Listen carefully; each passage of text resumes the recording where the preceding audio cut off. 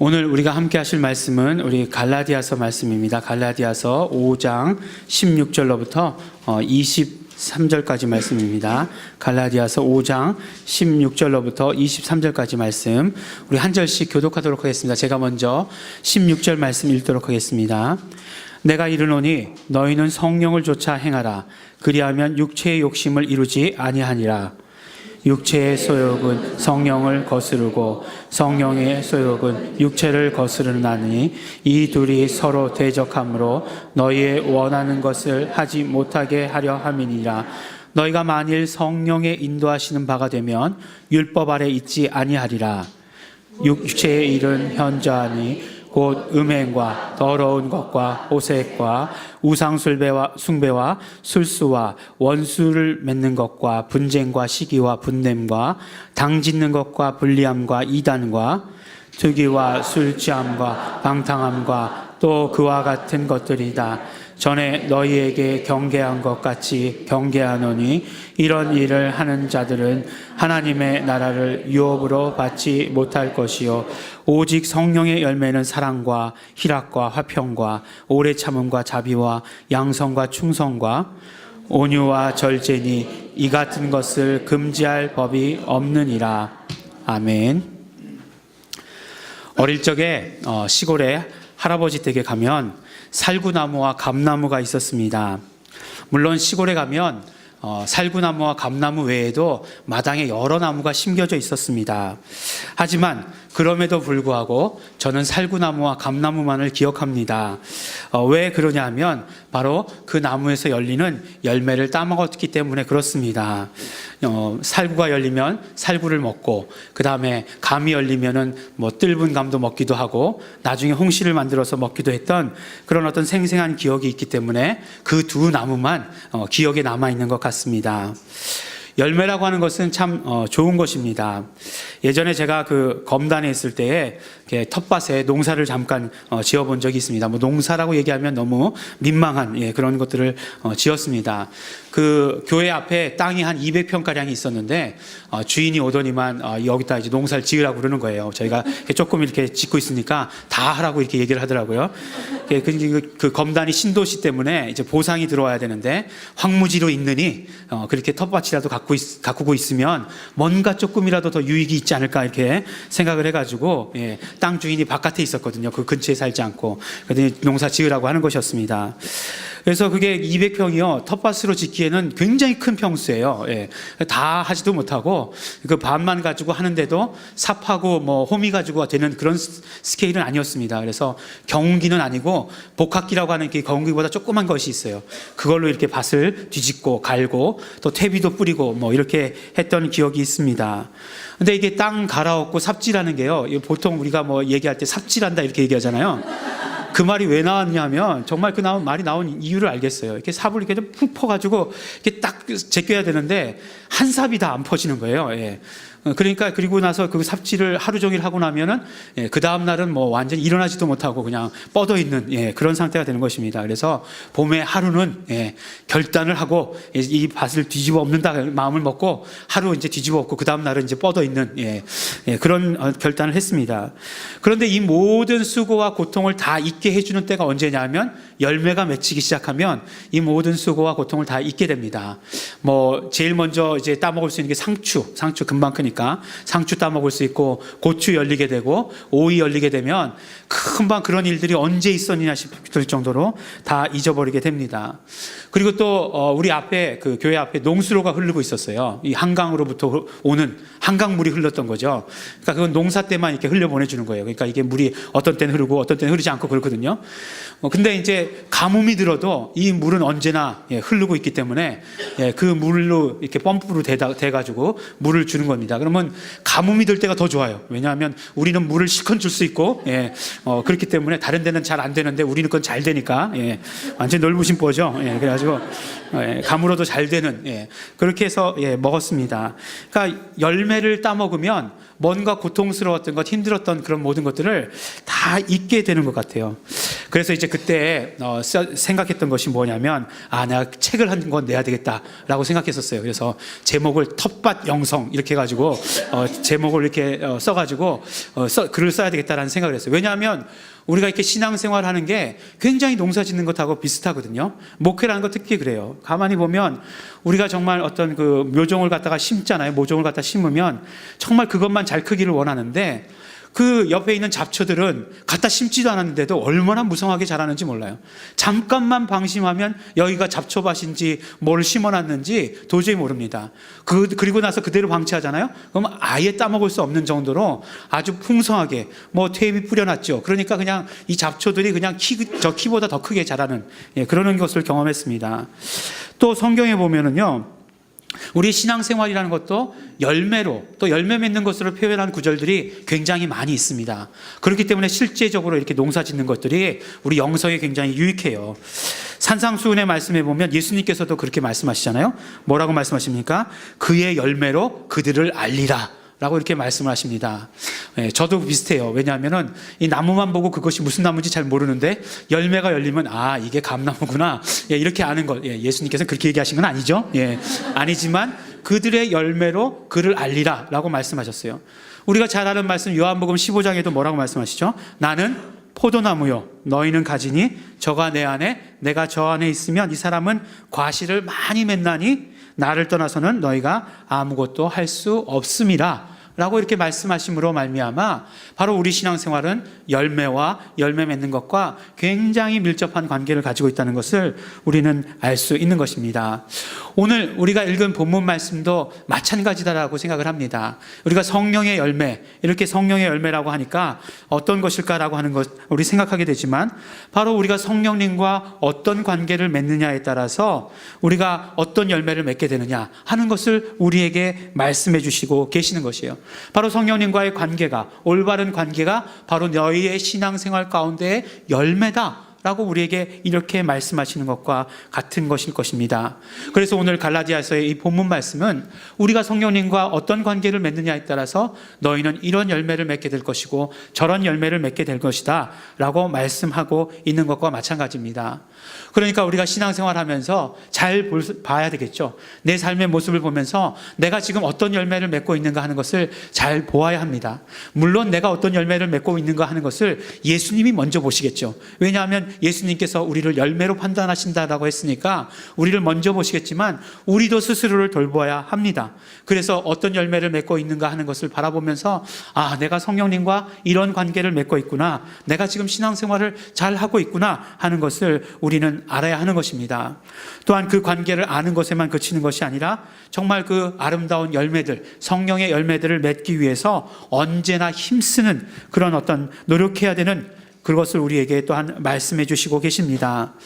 오늘 말씀을 보니까 갈라디아서 말씀을 보니까 갈라디아서 말씀에 아주 구절구절마다 성령님에 대해서 말씀해 주시고 계시는 것을 보게 되었습니다. 그러면서 참 재밌다라는 생각을 하게 되었어요. 왜냐하면 갈라디아서 말씀은 사실 그 사도 바울이 갈라디아서 그 편지를 쓸 때 시작할 때 이것처럼 급하게 시작하는 때가 없습니다. 바로 다른 복음을 전하는 자들은 다 저주받을 것이다. 막 그냥 이런 어떤 강한 말로 시작하는 것이 갈라디아서이기 때문에 그렇습니다. 왜 그랬냐면 바로 사도 바울은 이방인의 사도로 부름을 받지 않았습니까? 그래서 갈라디아 지역에 가가지고 복음을 전했어요. 오직 믿음으로 말미암아, 율법의 행위가 아니라 믿음으로 말미암아 구원을 얻게 되는 것이다 라고 이렇게 가르쳤어요. 그런데 갈라디아서 2장에 보니까 뭐라고 말씀하고 있냐면 가만히 들어온 거짓 형제들이 다른 복음을 전하기 시작했다라고 말씀을 합니다. 그러니까 가만히 들어온 거짓 형제들, 당당하게 들어오는 것 아니고요. 거짓 형제들은 가만히 들어와가지고 다른 복음을 전하기 시작했다는 거예요. 이건 어떤 상황이냐면 이렇게 생각하면 되게 쉬워요. 우리가 이제 선교지에 가가지고 예수 피해 복음, 예수 이름의 복음을 전했습니다. 그래서 막 그곳에 있는 사람들이 놀랍게도 막 예수 내 구주를 고백하게 되고 예수 이름을 부르게 되었어요. 그런데 그 선교가 다 끝난 다음 돌아왔는데 어떤 사람들이 가만히 가더니만 그것만 있는 거 아니야, 신앙생활 그렇게만 하는 거 아니야, 어떻게 예수 이름만 있어, 야훼 이름도 있는 거야, 여호와 이름도 불러야 돼, 이렇게 얘기하고 또 그렇게만 해서는 안 되지, 너희들 신앙생활이 약한 거 왜 그런 줄 알아? 절기를 안 지키기 때문이야, 안식일을 안 지키기 때문이야, 이렇게 얘기를 하는 거예요. 그러면 얼른 생각에 그래 뭔가를 지켜서 하나님께 영광 돌려야 되겠다는 생각이 인간에게 있어서는 굉장히 쉽게 다가와요. 그래서 뭔가를 지켜야 되겠다라고 생각하고 정말 율법을 열심히 지키려고 하고 안식일을 지키려고 하는 그런 모습을 보여주게 됩니다. 그러면 그 소식을 들으면 우리가 어떻게 되겠습니까? 굉장히 실망하게 되겠죠. 어떻게 그럴 수 있는가? 어떻게 이 나쁜 것들, 이 더러운 것들, 그렇게 복음을 전해놨더니만 그것을 엉망으로 만들 수 있는가? 이렇게 얘기했을 거예요. 근데 사실은 저 같으면 그런 소식을 들을 때, 에휴, 거긴 아닌가 보다. 이렇게 그냥 포기하기 쉬운데 사도 바울은 그렇지 않았어요. 사도 바울은 그렇지 않고 포기하지 아니하고 갈라디아 지역에 있는 교회들에게 편지를 쓰는 것입니다. 누구든지 다른 복음을 전하는 자는 저주를 받을 것이다. 내가 너희에게 전한 복음이 그런 게 아닌데 너희들 왜 이렇게 쉽게 넘어갔느냐? 라고 이렇게 막 책망하시면서 그 복음서를 서신서를 써 내려가기 시작하죠. 그래서 갈라디아서를 사람들이 얘기할 때, 많은 신학자들이 얘기할 때 작은 로마서다라고 이렇게 얘기해요. 왜냐하면 정말 그 복음의 바른 것에 대해서 다시 한번 정확하게 써 내려갔기 때문에 그렇습니다. 그래서 로마서가 어떤 복음을, 사도 바울의 그런 어떤 복음을 정립한 것이다라고 얘기하면 그것의 어떤 작은 버전이다 라고 이렇게 이야기를 합니다. 그러면서 사람이 그렇잖아요. 처음에 이렇게 강하게 나갔으면 또 끝까지 강하게 나갈 수는 없는 건 아니겠어요? 항상 우리 말에 당근과 채찍이란 말이 있잖아요. 채찍이로 시작했는데 채찍으로 끝난다. 이렇게 되면 효과가 없을 수도 있어요. 막 그냥 튕겨나갈 수도 있지 않겠어요?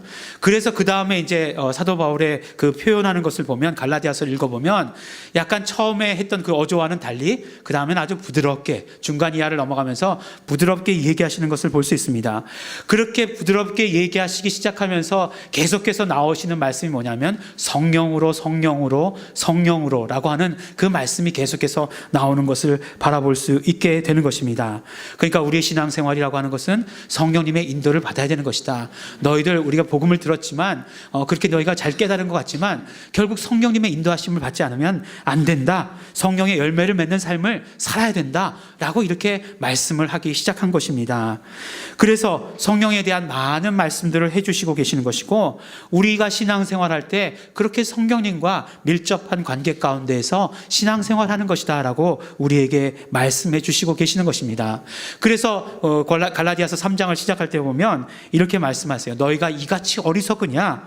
성령으로 시작하였다가 이제는 육체로 마치려 하느냐? 얼마나 완곡한 표현이 되었습니까? 막 저주를 받을지어다 라고 이렇게 했다가 어떻게 너희가 성령으로 시작했다가 육체로 마칠 수 있느냐? 이렇게 3장서부터 성령님에 대해서 계속해서 말씀하기 시작합니다. 물론 이 말씀을만 가지고서 우리가 성령님에 대해서 다 알 수 있는 건 아니에요. 성령으로 시작했다. 이 말씀이 뭘 의미하는 건지 잘 몰라요. 또 성령으로 어떻게 시작하는 것인지 이 구절만 가지고는 어떻게 하는 것인지 알 수가 없습니다. 분명히 성령으로 시작했다는 것은 성령님을 영접하는 것, 성령님이 임재하시는 것을 말씀하실 텐데 어떻게 그렇게 하시는지는 이 구절만 가지고 알 수 있는 것은 아니에요. 그렇지만 분명한 것은 무엇이냐면 우리가 알 수 있는 것은 신앙생활이라고 하는 것은 어쨌든지 간에 성령님을 영접함으로 말미암아 성령님께서 임하심으로 말미암아 우리에게 시작된다라고 하는 것을 우리가 알 수 있는 것입니다. 그래서 4장과 5장과 6장이 계속해서 성령으로 성령님의 인도하심을 따라서 성령의 열매를 맺어서 라고 이렇게 말씀하시는 것을 우리가 들을 수 있게 되는 것입니다.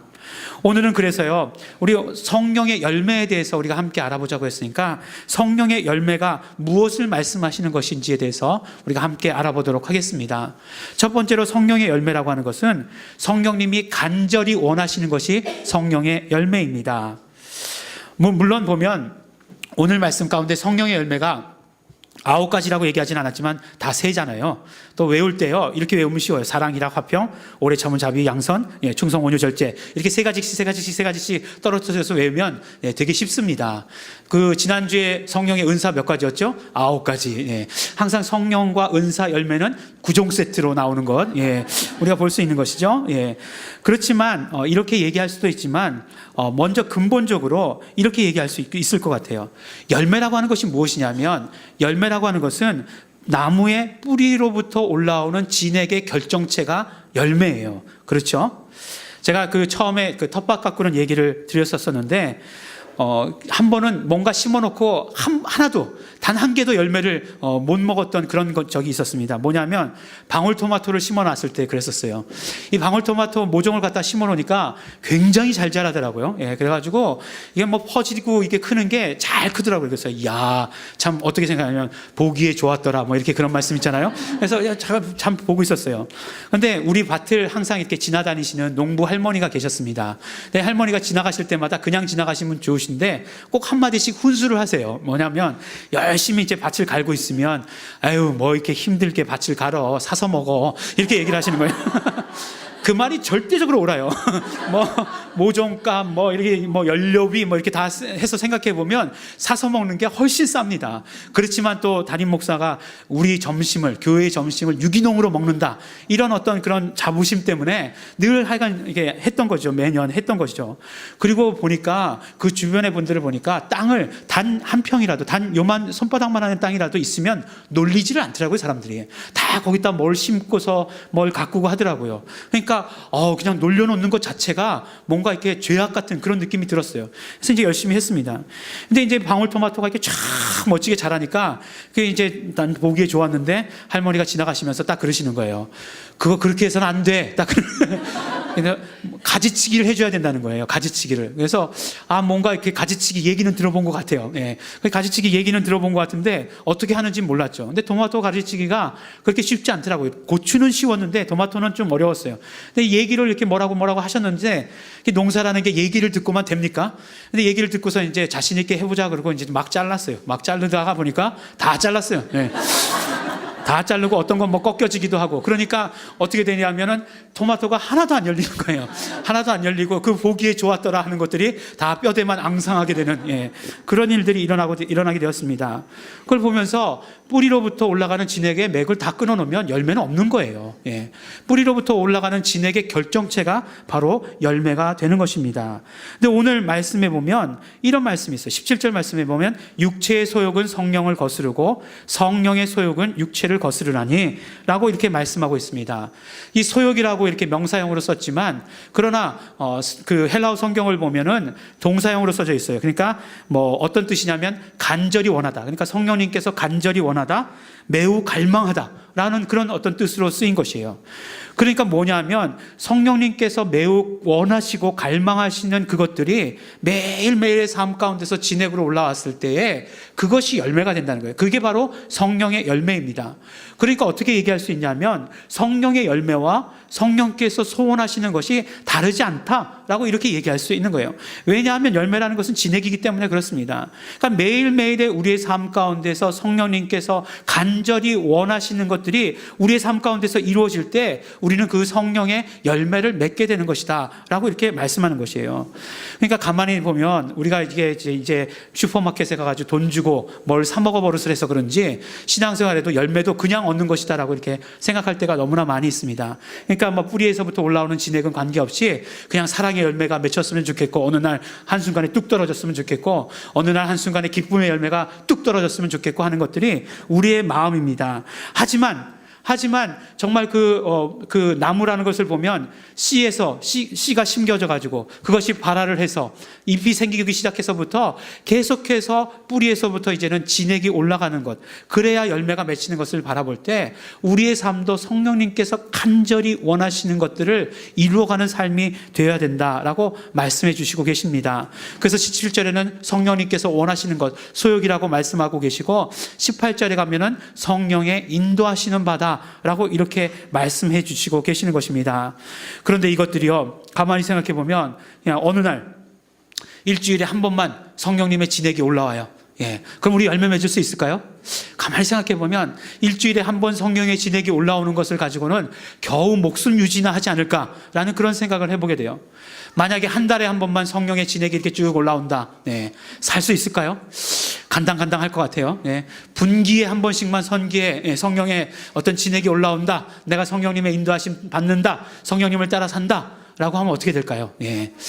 어떻게 될지 잘 모르겠죠. 장담할 수 없을 것 같아요. 뭐 하나님께서 크신 역사를 이루어서 살게 하실지는 모르겠지만 열매하고는 관계없을지 모르겠다라고 하는 그런 생각을 갖게 됩니다. 그렇기 때문에 우리의 삶에 적용시켜 보면 우리가 매일매일 성령님의 올라오는 그 진해, 성령님의 그 소원을 따라서 우리가 살아야 한다는 것이에요. 그 인도하심에 우리가 순종하면서 살아야 한다는 것입니다. 우리 일주일에 한 번 아니라 매일매일 우리의 삶 가운데서 그렇게 해야 되는 것을 우리에게 말씀해 주십니다. 성령님께서 그럼 간절히 원하셨던 것이 무엇입니까? 우리 갈라디아서 6장 맨 마지막 절에 보면, 마지막 절이 아니라 6장에 보면 이렇게 말씀하고 계세요. 그러나 내게는 우리 주 예수 그리스도의 십자가 외에 결코 자랑할 것이 없으니 그리스도로 말미암아 세상이 나를 대하여 십자가에 못 박히고 내가 또한 세상을 대하여 그러하니라 라고 말씀하셨고, 갈라디아서 2장 20절에 보면 내가 그리스도와 함께 십자가에 못 박혔나니 그런즉 이제는 내가 산 것이 아니요 오직 내 안에 그리스도께서 사신 것이라. 이제 내가 육체 가운데 사는 것은 나를 사랑하사 나를 위하여 자기 몸을 버리신 하나님의 아들을 믿는 믿음 안에서 사는 것이다. 성령님의 소욕 아니겠습니까? 성령님께서 간절히 원하시는 것 아니겠습니까? 이런 성령님께서 간절히 원하시는 것들이 우리의 삶 가운데서 매일매일 이루어지게 되면, 그러면 우리는 시간이 지나면 저절로 우리의 삶 가운데서 열매가 풍성히 열리게 될 것이다 라고 우리에게 말씀해 주고 계십니다. 그러므로 우리가 성령의 열매라고 얘기할 때 가장 먼저 생각해야 될 것은 성령님께서 지금 나에게 오늘 간절히 원하시는 것이 무엇인가를 먼저 생각해야 되는 것을 말씀해 주시는 것입니다. 두 번째로, 성령의 열매는 당연히 이 열매 자체를 보아서는 성품을 얘기하지 않을 수 없어요. 신령한 성품을 말씀하고 있는 것입니다. 우리의 신앙생활이라고 하는 것에 있어서도 이 성품이라고 하는 것이 매우 중요합니다. 왜냐하면 신앙생활이라고 하는 것은 어느 것 하나만 가지고 신앙생활을 한다 이렇게 얘기할 수 없는 거예요. 나는 기도 생활만 가지고 신앙생활을 한다, 나는 찬양만 불러서 신앙생활을 한다, 나는 성경 공부만 해서 신앙생활을 한다 이렇게 얘기할 수 있는 것은 아닙니다. 이것이 다 하나가 되어야 되고, 어떤 면으로 보면 다 이것들은 어떤 면을 보느냐, 어떤 면을 강조해서 보느냐에 따라서 다른 것이지 다 하나라고 볼 수 있는 것입니다. 그렇기 때문에 신앙생활을 하면서 우리 크리스찬들이 가지고 있는 그런 어떤 성품도, 또 특별히 이야기해서 신령한 성품을 갖는 것도 너무너무나 중요합니다. 예를 들어 보면요, 많은 분들이 선교하고 목회하고가 다르다라고 이렇게 생각을 하십니다. 선교사들은 선교가 중요하다고 얘기하고, 목사들은 목회가 중요하다 이렇게 얘기하죠. 근데 사실은 가만히 보면 본질적으로 봐서 다른 게 하나도 없어요. 선교사들도 가서 하는 일들이 뭡니까? 제일 먼저 가서 전도하잖아요. 전도하고 사람을 모아오게 되는 것이에요. 교회는 안 그렇습니까? 교회는 처음부터 사람들이 있는 곳인가요? 아니죠. 교회도 가서 전도해 와야 되는 거죠. 전도해 와야 되는 것이에요. 그러면 선교사들이 가서 선교해서 전도해 오면 어떻게 됩니까? 그 다음에는 사도 바울도 항상 전도 여행을 하고 나서 그 전도 여행한 자리에다가 교회를 세웠어요. 목회를 할 수밖에 없는 거예요. 양육하고 성장하도록 하는 그런 일들을 했던 것입니다. 교회도 마찬가지죠. 전도에 왔으면 양육하고 계속해서 성장할 수 있도록 하는 거죠. 같은 것인데 어느 쪽을 강조해서 보느냐 다른 것처럼 우리의 신앙생활에서 이 성품이라고 하는 것도 꼭 있어야 하는 그런 중요한 것입니다. 제가 예전에 그 교회 목회할 때 성도님들 중에 어떤 분이 전도를 굉장히 잘하시는 분이 있었어요. 이분이 그냥 열이 나기 시작하니까, 그러니까 막 그냥 뭐라고 얘기하죠? 충만하다 이렇게 얘기하죠. 성경적인 표현. 그러니까 막 전도해 오기 시작하는데 그 좁은 교회가 다 금방금방 막 가득 차는 것 같아요. 그래가지고 이런 분 몇 명만 있으면 교회가 그냥 100명 넘어가는 거 그냥 우습게 넘어가겠다 이런 생각을 하게 되었습니다. 그런데 이분이 전도를 참 잘하시는데 그와 동시에 뭘 잘하시냐면 까먹는 것도 잘하시는 거예요. 그래서 그분 입장에서 보면 참 본인이 성격도 좋으시고 얘기도 잘하시고 그래가지고 사람들을 쉽게 잘 전도하시더라고요. 뭐 어렵게 얘기하는 게 아니라 그냥 뭐 교회 한번 와봐 이렇게 슬쩍 이렇게 옆으로 이렇게 축축 치면서 계속해서 얘기해가지고 교회를 데리고 오시더라고요. 그런데 이제 이게 어떤 성품 가운데 조금 부족한 부분이 있었어요. 본인은 다 좋다고 생각하시는데 그 상대편은 항상 힘들어 하시는 거예요. 그러니까 어떻게 됩니까? 힘들어하니까 난 더 이상 힘든 거 싫다 그러면서 교회를 다 이렇게 떠나게 되는 거죠. 여러분들 교회를 떠나게 되는 이유, 교회를 나올 때는 굉장한 다짐을 가지고 나오지만 여러 가지를 고려해서 나오지만 교회를 떠날 때는 단 한 가지만 이유만 있어도 떠나게 됩니다. 그래서 사모가 뭐 상처 줬다 그래서 떠나게 되고, 목사님의 설교가 마음에 들지 않습니다 그래서 떠나게 되고, 뭐 이렇게 단 한 가지 이유만 가지고도 떠나게 되는 것이에요. 근데 그런 면에서 볼 때 우리의 어떤 그런 어떤 삶 가운데, 신앙생활 가운데에서 이 성품이라고 하는 것, 신령한 성품을 갖는다는 것들, 이게 너무나 중요합니다. 예전에 우리 그 예일교회에 있을 때 그 스타 강사 목사님 계셨죠. 장경동 목사님. 그분이 와서 한번 그 말씀을 나누신 적이 있었어요. 근데 다른 말씀, 뭐 말씀 전하셨는지 하나도 기억이 안 나는데 딱 하나 기억이 나는 게 있어요. 저에게. 그게 뭐냐면 다이아몬드 예화를 드셨던 게 기억이 납니다. 그러니까 우리가 가진 복음은, 예수님은 다이아몬드와 같다는 것이죠. 근데 그 다이아몬드를 세팅하는 그 세팅은 무엇이냐면 바로 우리 성도들의 인격이라는 것이에요. 근데 그 비유를 드실 때 뭐라고 드셨냐면, 다이아몬드 반지를 맞출 때 그 다이아몬드 반지를 구리에다가 구리 반지에다 세팅하는 사람은 없다는 거예요. 저는 아직도 뭐 다이아몬드 반지를 한 번도 사본 적도 없고 접은 적도 없기 때문에 어디다 세팅하는지 모르지만, 그렇지만 적어도 금반지에다 세팅하거나 백금반지에다 세팅을 한다는 거예요. 마찬가지로 우리가 정말 예수님이, 우리가 가지고 있는 이 복음이 그렇게 귀하다는 것을 안다면 우리 성도들의 성품도 이 신령한 성품이 되어야 되지 않겠는가 하는 거예요. 그것을 받아들이는, 적어도 그것을 붙들고 수 있는 그런 어떤 그런 그릇들이 되어야 되지 않는가 라고 이렇게 말씀하시는 거 정말 제 마음속 깊이 남았습니다. 이렇게 어떤 신령한 성품을 거두기 위해서, 신령한 성품의 열매를 맺기 위해서 우리 삶 가운데서 노력해야 됩니다. 정말 요새 보니까 자기가 화난다고 화나는 거 다 이야기하고 살더라고요. 예. 그게 오히려 건강에 좋다 뭐 이렇게 얘기하고 있는데, 예, 아닙니다. 절대로 아닙니다. 예. 뭐 너의 감정이 시키는 대로 해. 예, 그거 절대로 아니에요. 그런 말에 속지 마십시오. 예전에 뭐 20대 때 그렇게 얘기하잖아요. 네 감정이 원하는 대로 해. 뭐 네 감정이 이끄는 대로 해. 아니요. 감정은 이끄는 대로 끌려가는 것이 아니라 컨트롤해야 돼요. 감정은 컨트롤해야 될 대상입니다. 정말 우리가 신령한 인격의 열매를 맺어서 그러한 모든 것들을 다 컨트롤할 수 있어야 되는 것입니다. 근데 그 신령한 인격이, 저는 사실 갈라디아서 5장에만 나오는 줄 알았어요. 성령의 열매가 갈라디아서 5장에만 나오는 줄 알았습니다. 그러면서 이제 성령의 열매라는 말씀을 가지고 성령님이라는 단어를 찾기 위해서 갈라디아서를 1장서부터 6장까지 다시 읽었어요. 뭐 몇 장 되지 않으니까 금방금방 읽었습니다. 그런데 6장의 말씀을 보니까 이런 말씀이 있더라고요. 이런 말씀이 뭐라고 말씀하시냐면, 성령을 위하여 심는 자는 성령으로부터 영생을 거두리라 라고 하시는 말씀이 있어요. 그러니까 영생이라는 것도 분명히 성령의 열매다라고 이렇게 말씀하시는 것을 알 수 있는 것이죠. 그러면 성령의 9가지에다가, 그렇지, 9가지 뭔가 모자라는 것 같으니까 10가지 이렇게 해가지고 10가지 말씀하셨구나, 10가지 열매 이렇게 얘기해야 되겠구나라고 이렇게 생각하게 되었는데, 그런 것보다 뭔가 뜻하는 바가 있는 것 같아요. 그래서 여러 가지로 생각해 봤습니다. 그러면 이 9가지 열매를 다 합치면 영생이란 말인가? 이것과 이것이 같다는 말인가? 비중이? 이렇게도 생각해 보았어요. 그러다가 깨달음을 얻게 된 것이 무엇이냐면, 바로 신령한 인격이라고 말했는데, 성령의 열매, 그 신령한 열매가 우리의 사는 삶 동안 뿐만 아니라 우리가 영생을 살아가는 그 삶 동안에서도 필요한 것이구나 하는 그런 깨달음을 저에게 주셨어요. 이건 저에게 주신 깨달음입니다. 성경의 내용은 아니에요.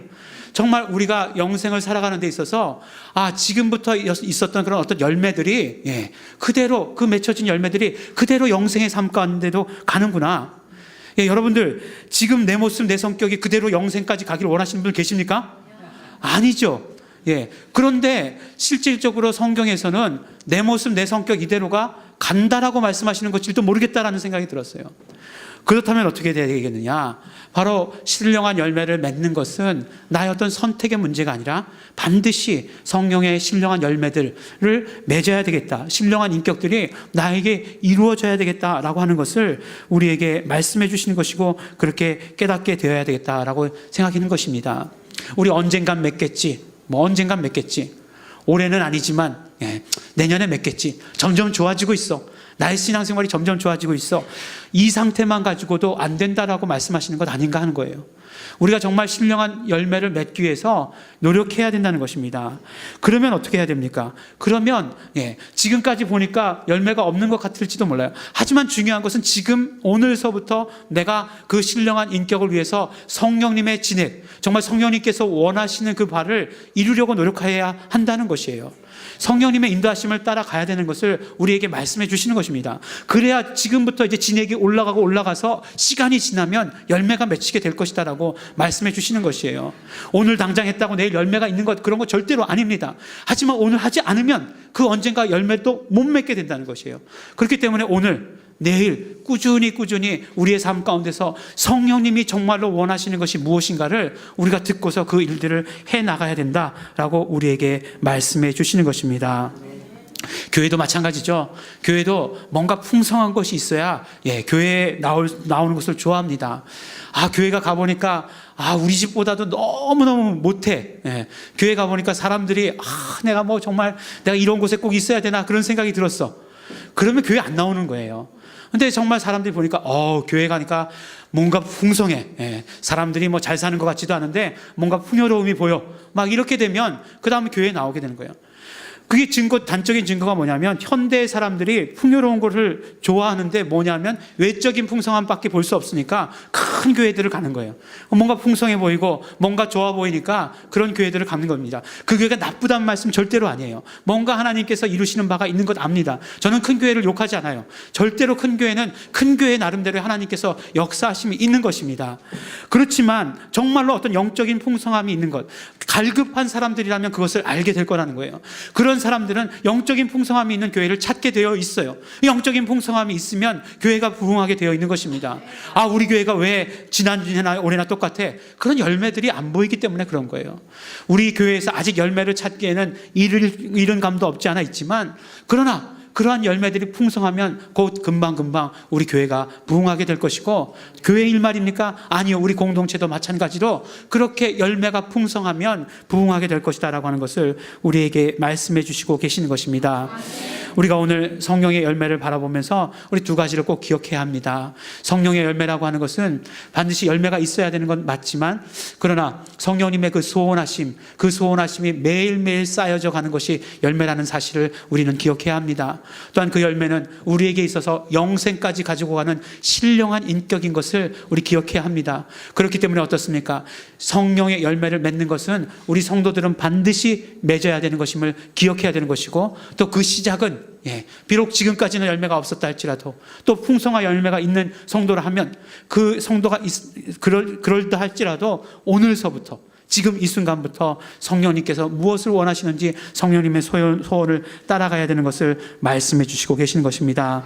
사랑하는 우리 내일중앙교회 성도 여러분, 성령님의 소원을 우리의 소원으로 받아가시기 바랍니다. 그리고 정말로 실제로 성령님의 인도하심에 따라서 우리 걸어가시게 되기를 바랍니다. 그러므로 말미암아 열매가 풍성하게 되기를 원합니다. 우리 예일중앙교회 열매가 풍성하고 우리의 삶 가운데에서도 영생하면서까지 가지고 갈 수 있는 그런 성령의 열매가 풍성한 성도 여러분들이 되시기를 예수 이름으로 축원합니다. 우리 함께 기도하시겠습니다. 우리 기도하실 때 우리 성령님으로 말미암아 우리에게 주시는 것들, 좋은 것들 우리 감사하시면서 기도하시기 바랍니다. 우리가 성령님으로 신앙생활하고 살 수 있는 것도 너무나 감사합니다. 감사하면서 기도하시기 바랍니다. 또 이 시간에 소원하시면서 기도하실 때 우리가 매일매일의 삶 가운데서 성령님의 갈망하심을 따라서 살아갈 수 있게 하여 주시옵시고, 그러므로 말미암아 아름다운 열매를 맺는 삶이 될 수 있도록 되기를 소원합니다. 우리 감사하시면서 소원하시면서 열망하시면서 다 같이 통성으로 기도하시겠습니다.